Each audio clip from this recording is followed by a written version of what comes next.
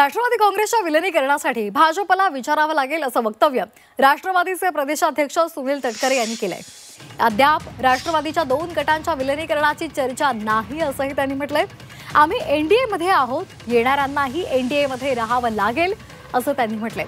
शीर्षस्थ स्तरावर विलिनीकरणाची चर्चा झाली नाही, सुरूही नाही असंही त्यांनी स्पष्ट केलंय।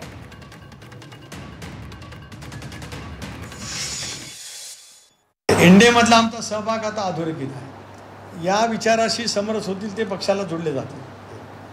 विलिनीकरणाचा मुद्दा आज तरी खूप दूर दिसतोय, म्हणजे कारण माझ्या स्तरापर्यंत तरी माहिती नाही, कोर ग्रुपच्या पर्यंत कोणाची चर्चा त्या ठिकाणी नाही। आणि त्यानंतर सुद्धा आम्ही निर्णय घेताना भारतीय जनता पक्षाच्या शीर्षस्थ नेतृत्वाने सारासार विचार करत आम्हाला सोबत घेतलं। तशा वेळ स्थिती येईल त्याला भारतीय जनता पक्षाच्या केंद्रीय नेतृत्वाजवळ सुद्धा आम्हाला चर्चा करावी लागेल, पण ती वेळ येईल तेव्हा। आज तर काही विषयच नाही। पक्षाचे प्रांताध्यक्ष आहेत, त्यामुळे त्यांना त्या बाबतीमध्ये अधिक माहिती आहे, त्यामुळे त्यांनी ते स्टेटमेंट केलं असेल। मुळात असं काही घडतंय का हे सुद्धा आपल्याला पाहावं लागेल आणि मग त्याच्यावर काय कॉमेंट करायचे, पण मलाही ते माहिती नाही की मुळात असं काही घडतंय।